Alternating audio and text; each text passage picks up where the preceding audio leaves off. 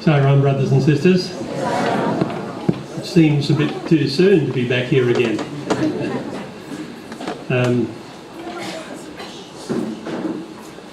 When I was given this topic, I felt it a little bit of a challenge because purity, patience and perseverance had been three words that ran together, and I know Swami had talked about these quite often. In fact, Dr. Goldstein used to talk about them a lot, the previous international chair.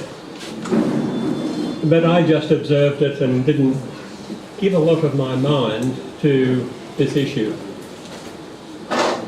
So I'm standing here not being someone who's studied these aspects of Swami's teachings in any great depth, I have to say. And as for conveying wisdom, well, I want to tell you there's 100% Swami and very little to do with Neville.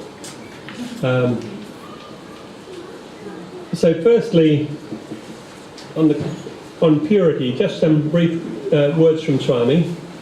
He asked, how is purity achieved?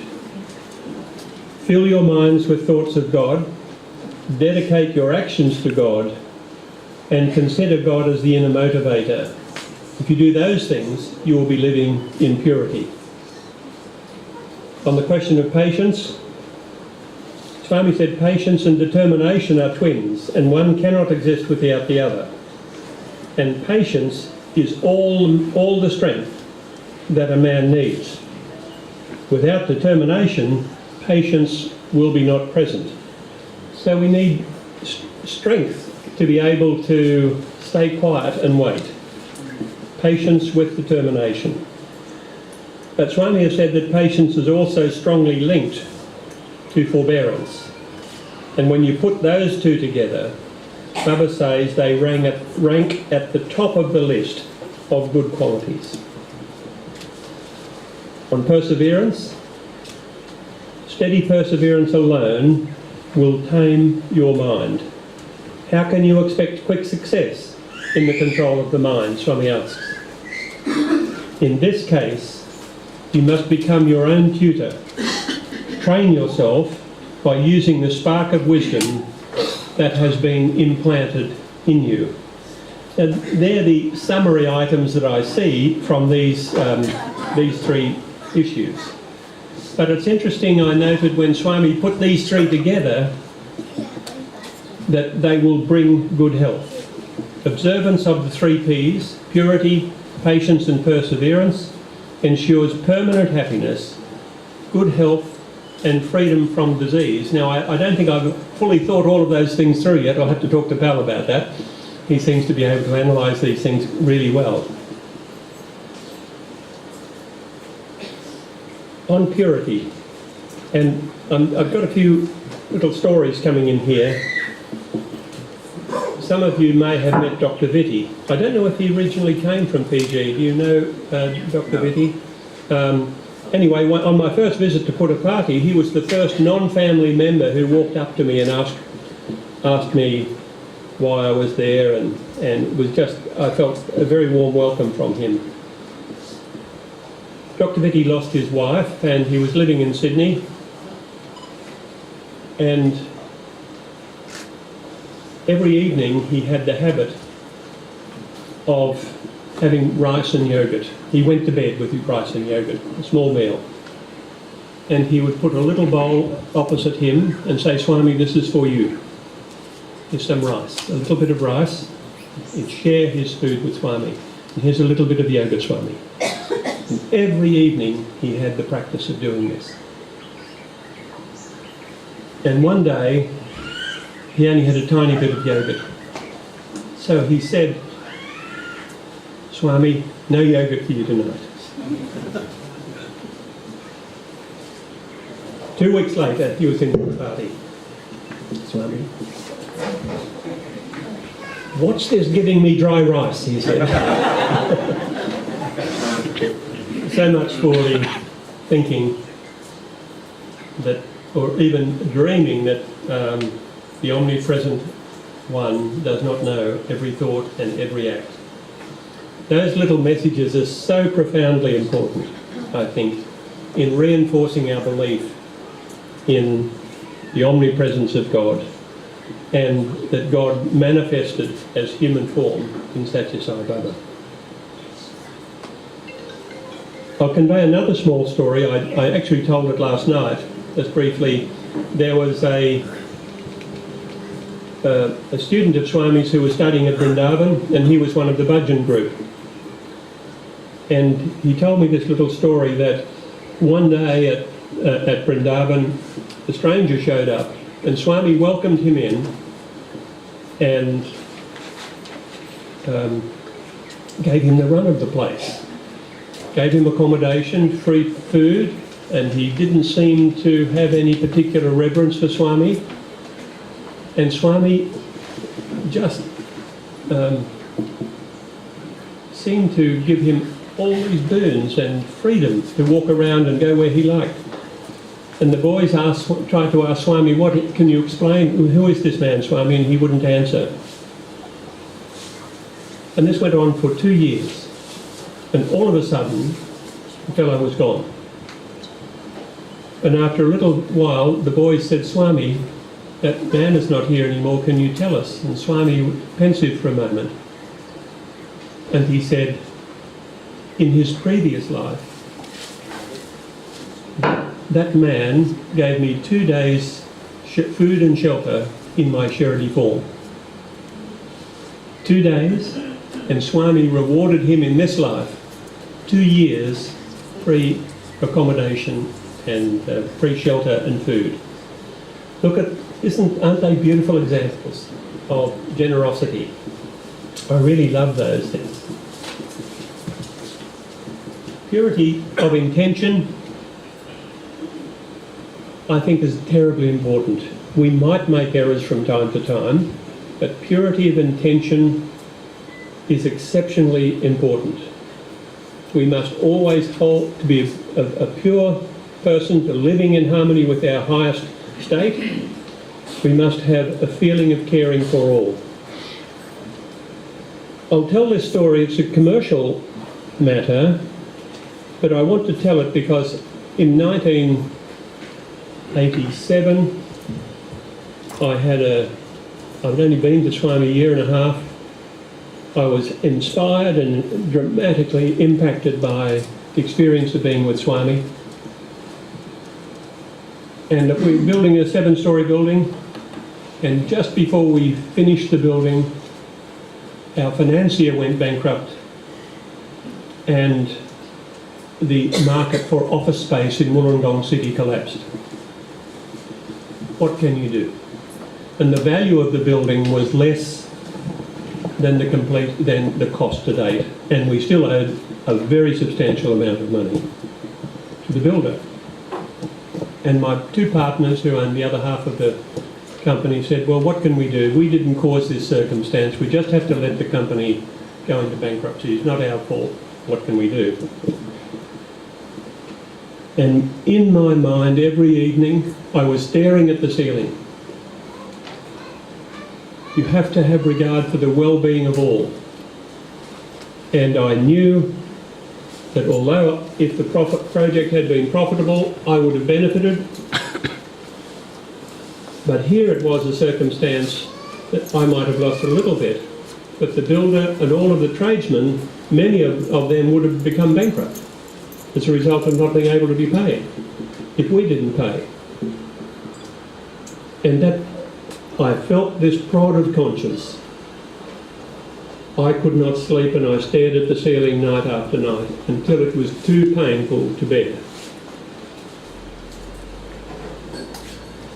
So I decided that I had to act, and I got the builder and 30 trade staff, his 30 tradesmen, in a building together, and said, "I've made the decision, here's the circumstance, I've made the decision to undertake to pay you all personally. I don't have the money, but I undertake to pay you all personally. I require you to wait." And they all said, "Neville, we will wait." Well, it took 20 months of selling, borrowing and begging, and I finally paid everyone off. And I was at peace with myself. Now, Swami said, Dharma empowers, Dharma protects.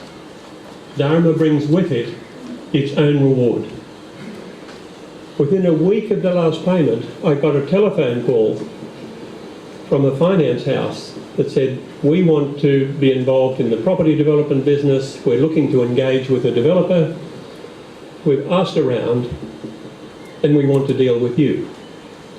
I said, well look, thanks Peter, it's very kind of you, but I don't have any resources. In brackets, I'm broke. He said, that doesn't matter. We'll provide all of the capital. We'll pay you a management fee and we'll share the profits 50-50. Are you interested? I said, as a matter of fact. But look at Dharma brings with it its own reward. Now, I know absolutely that I would not have been offered that opportunity. And we went on to make 7 or 8 times the amount of money I lost by paying those people. 7 or 8 times. I would not have been offered that opportunity if I had let that other company fail.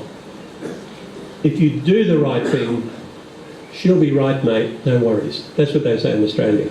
And I think that that is really the essence of a very high spiritual principle. We must have the purity of intent to look after everyone. And it's interesting the impact of things like that.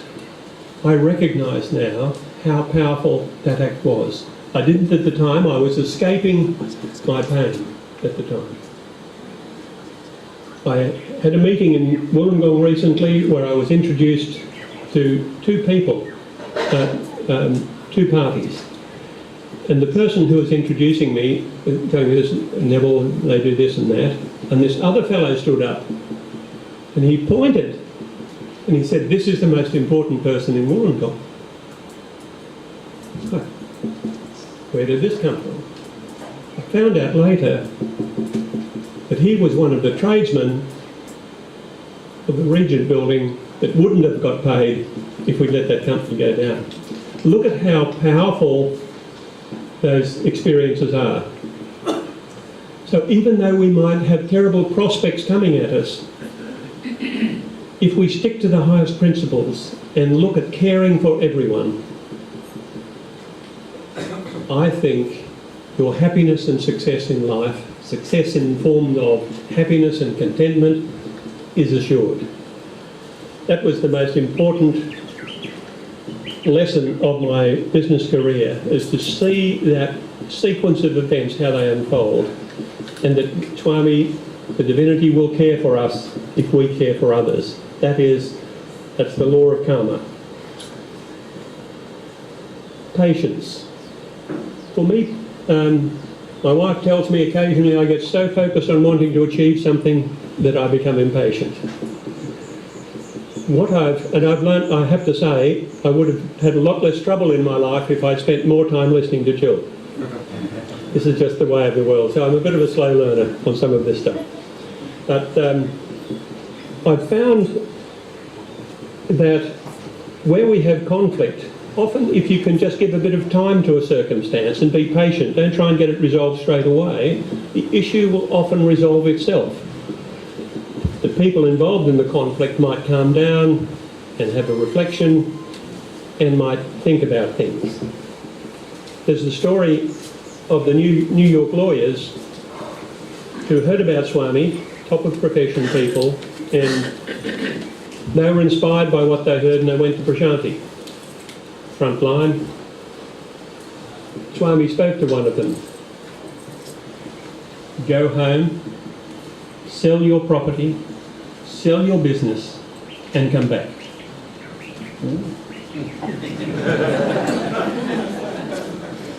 So they reflected on that for a while, and then they decided to do this. They were deeply inspired by Swami. They went back and sold their interest in their professional practices and sold their property and came back. And front line, Swami came along, looked at one of them. Why are you here? They were in shock. But they made the decision to just reflect and be patient to see what would come to them. And they stayed there for 6 months. And at the end of that time of reflection and patience, waiting for the inspiration to come, they realised that they had enough money to live comfortably for the rest of their lives. And they decided to go to New Orleans, set up a law practice, and provide free legal service to the disadvantaged of that city. And the advice I received, and Gene Massey knew these folks, he said to me that they had never been happier in their lives. From a frenetic, high-profile legal practice in New York to serving the needy, never been happier. Look what a few words can do from this eye avatar.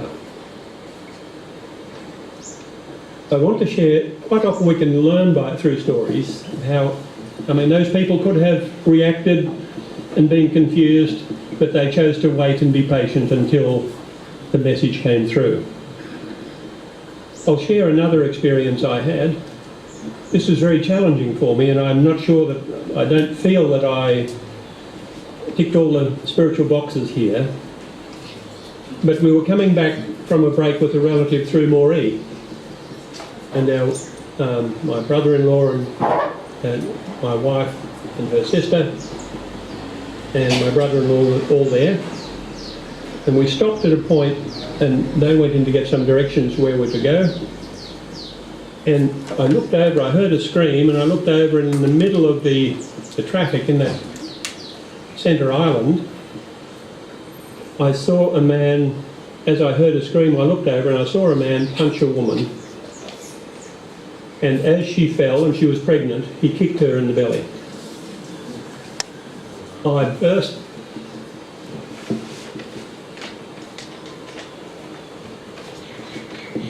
out of the car and ran. Before I got there, she'd got to her feet and run across, so that this strange scene of girl running, screaming, the man yelling in anger, and me. This was 20 years ago, and I was hobbling. I was 55, and I was hobbling, and I struggling to keep up. My brother-in-law coming behind me. And finally they ran up the street and into a motel office. And the girl ran in behind. And I caught up to him then, he was just about to go into the room. He was still fired up with anger. And I grabbed him. I was really fired up, I had a fair bit of adrenaline in my system. And I wasn't so courageous because I was a bit bigger than him, by the way.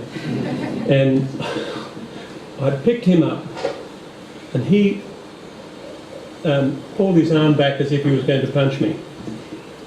I can't believe I did this.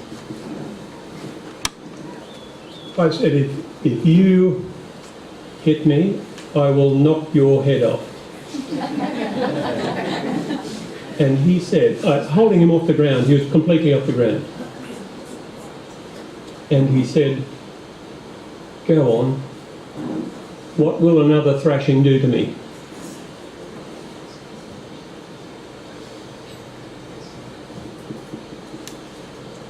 I realised he was caught up in violence in his life. That was his life experience, violence. And I dropped him. I got such shock. And he ran out of the police came and all resolved. But I was really shocked that I was prepared to hit that person. And I don't think I had enough patience. I didn't exercise enough patience in that. I could have easily held him without threatening him. Now, there were things I didn't do right there, and it's just a lesson for me, and I'm conveying to you that there are times when to have patience is critically important in how we deal with an affair. And it's more often to do when there are challenging emotional circumstances is when we can lose our patience. So for me, that was one of the biggest spiritual learning sessions I had, is I realised that I'd lost the plot. I'd let that fellow's behaviour get to me, instead of dealing with it with calm patience and without being affected by that. Perseverance. My grandmother, she was a great storyteller, and she would bring me and I would sit on her bed, and many times she told me about one of the freedom fighters of Scotland who was fighting against England when the Scottish were trying to get independence. And he'd been defeated many times, and he sat in a cave. And so the story went that while he was hiding in the cave, he watched a spider climb up and fall down some 9 times. And finally the spider climbed up and reached its goal.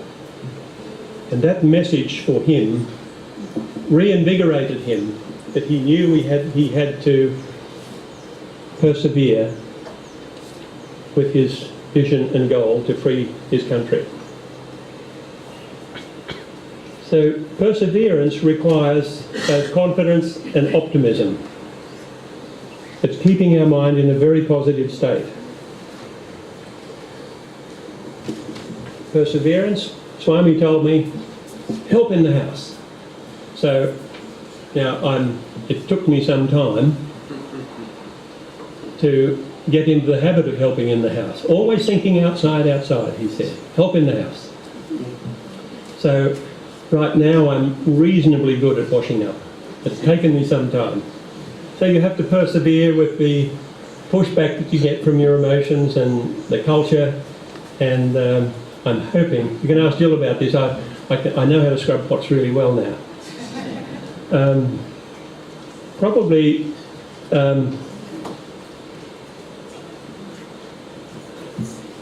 just briefly,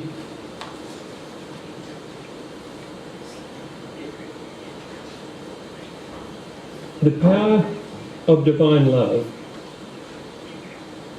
is the magnetism that holds us all together, not just in the organisation, it's in our families, in our social groups, it's in society at large. When there's an absence of love, society can fracture. So this power of divine love is the most wonderful force. It is irresistible. But the beauty is it can be released from every human heart. And it is the love principle that activates us all. That it is in our inner core, it is smaller than the smallest, Swami says, and more magnificent than the most magnificent, this core of our being. And Dr. John Hislop said, and he was asked the question, how to receive divine guidance. His very practical advice was, be quiet for a while. And sometimes we lose sight of the guideposts and we may take the wrong turn.